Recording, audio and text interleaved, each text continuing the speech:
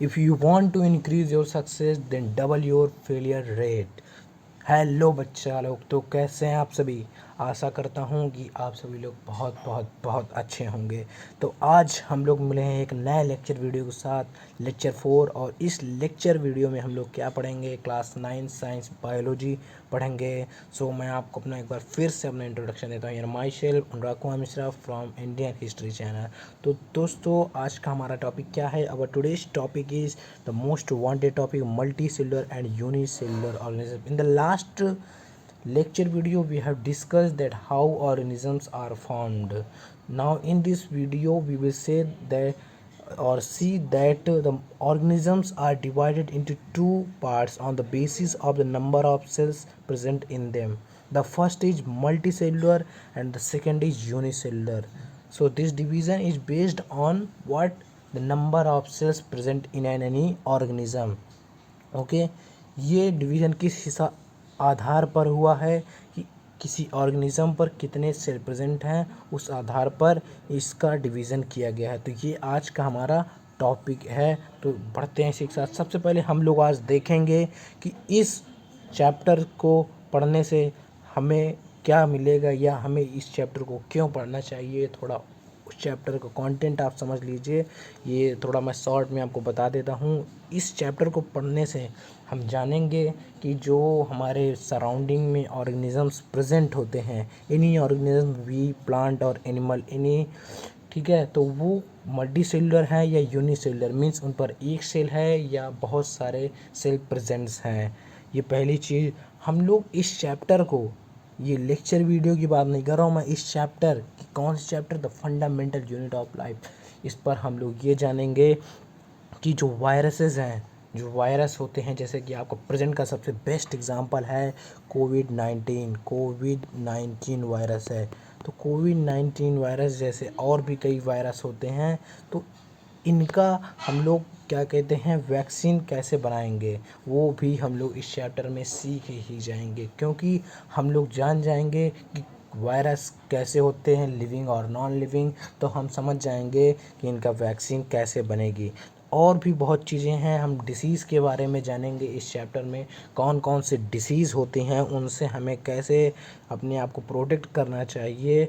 और जो study of plant है उसे क्या कहते हैं, स्टडी ऑफ एनिमल है उसे क्या कहते हैं, और इन सब स्टडीज़ को क्यों करना चाहिए, इनसे हमें क्या क्या लाभ हैं, what are the benefits for us from this, और how we can be healthy. Okay, तो all about this we will learn in this chapter, the fundamental unit of life. Okay, to come to our today's topic, that is multicellular and unicellular organisms. I had told you before that this division is based on the number of cells in an organism body or in our body. यह जो differentiation दोनों में किया गया है या इनको divide किया गया है, यूनिसेलुलर और मल्टीसेलुलर, ये किस आधार पर किया गया है, या इस आधार पर किया गया है कि उस ऑर्गेनिज्म में कितने सेल प्रेजेंट हैं, कितने नंबर ऑफ सेल्स प्रेजेंट हैं। तो एक ऑर्गेनिज्म होता है, organism means any living thing. Okay, any living thing, any living thing में कौन कौन से आते हैं, plants, humans, animals, okay, fungi, algae, protozoa, ये सब क्या हैं, ये लिविंग थिंग्स हैं।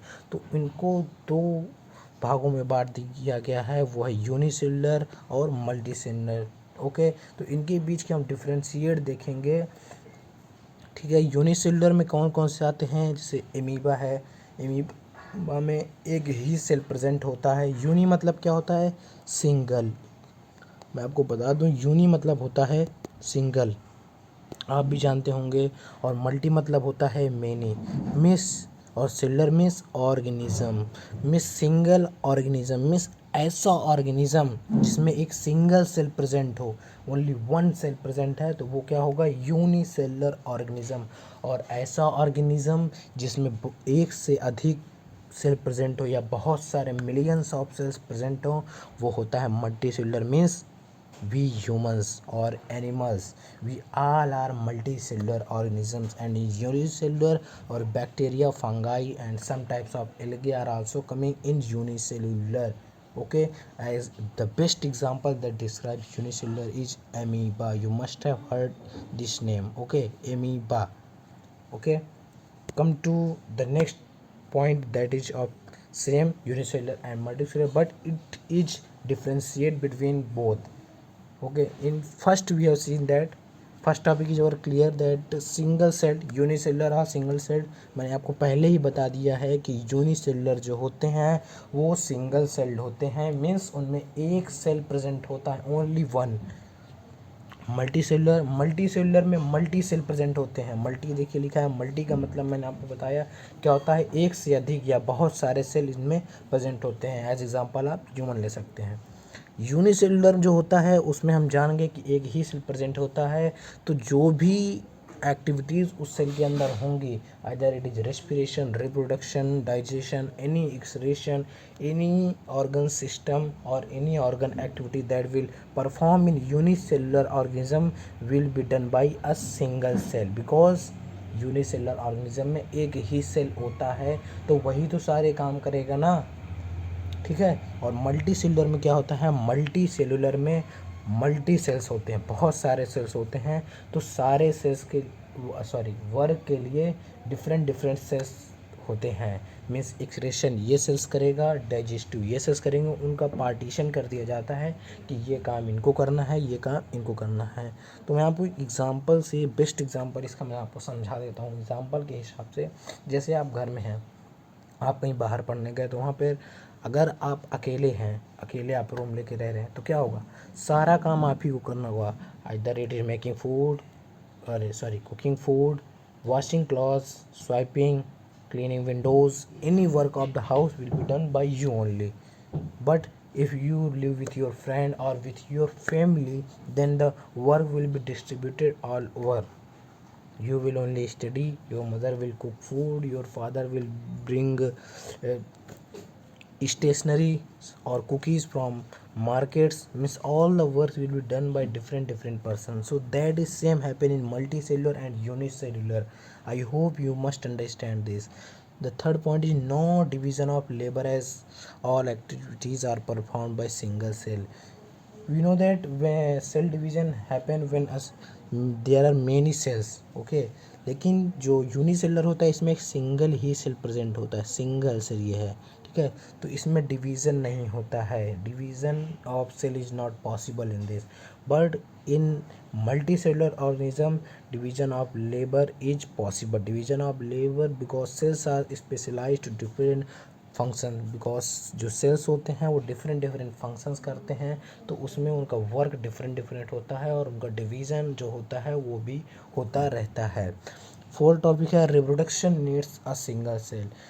आपको हमने बता दिया, आप unicellular is the way easy, because हम जानते हैं कि इसमें एक ही सेल होता है, तो पहले ही बताया कि जो भी काम होगा, excretion, digestion, any work will be done by only single cell that is present inside that, okay.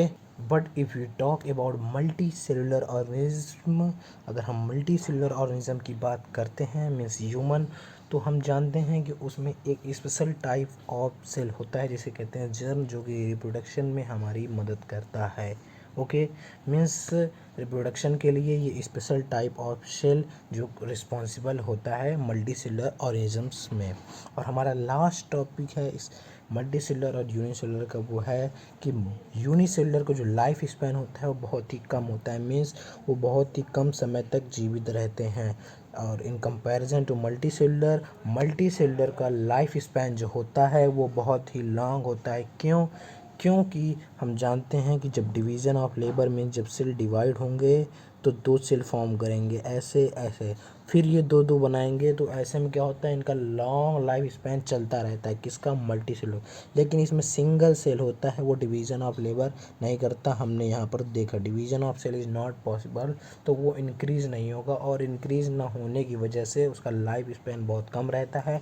जब तक ये सिंगल सेल एलाइव करता है तब तक ही वो रहता है, ओके। आई होप आपको ये जो डिफ्रेंसिएशन है मल्टी सेलुलर और यूनिसेलुलर के बीच का, ये आपको समझ में आ गया होगा। तो अब हम लोग कुछ इसके एग्जांपल्स देख लेते हैं मल्टी सेलुलर और यूनिसेलुलर ऑर्गेनिजम्स के। मल्टी सेलुलर को हमने पहले बताया था, एक ह्यूमन में हम एक ऑर्गेनिज्म मीन्स एज यू तो हम लोग में मिलियंस ऑफ सेल्स प्रेजेंट होते हैं और daily millions of cells create भी होते हैं। मीन्स हमारी बॉडी में डिवीज़न ऑफ सेल्स और डिवीज़न ऑफ लेबर होता है।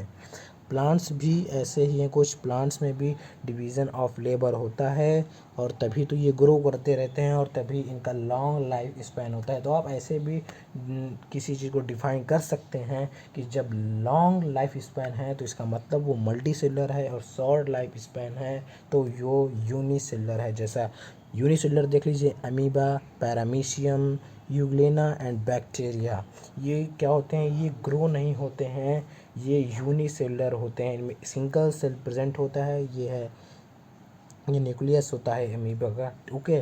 और यहाँ पर ये न्यूक्लियस है, न्यूक्लियस जो कि हमने लास्ट चैप्टर में नहीं, इसी चैप्टर में पढ़ा है, the fundamental unit of life cell, इसी में पढ़ रहे हैं हम लोग। अभी न्यूक्लियस हम लोग आगे पढ़ेंगे। I hope you may know this nucleus which is present inside the cell, okay. तो ये ऐसे अमीबा, पैरामीशियम, यूग्लेना, बैक्टीरिया ऐसे ऑर्गेनिज्म हैं जो कि यूनिसेलुलर होते हैं। मीन्स इनमें एक सेल प्रेजेंट होता है, ओके।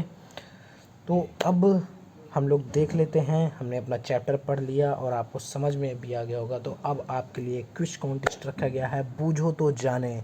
अगर आप बूझते हैं तो हम जाने, अगर आप बता सकते हैं तो हम जाने कि हाँ आपने पढ़ा है इस लेक्चर को। तो आपका क्वेश्चन यहाँ पर यह है कि special type of cell used in reproduction of multi cellular organisms. Multi cellular organism के रिप्रोडक्शन में जो special type of cell use होता है उसको क्या कहते हैं? तो इसका आंसर फटाफट आप लोग तुरंत कमेंट सेक्शन में दीजिए। और अगर आपको ये आंसर नहीं आता है तो आप कमेंट सेक्शन पर जा कर के हमसे पूछ भी सकते हैं। तो बने रहिए हमारे साथ। आई होप आपको ये आज का वीडियो लेक्चर बहुत अच्छा लगा होगा और समझ में भी आया होगा। So be at home, stay safe and thank you lot. Don't forget to do your duty. Please like, share and subscribe to our channel for more latest update. Thank you lot.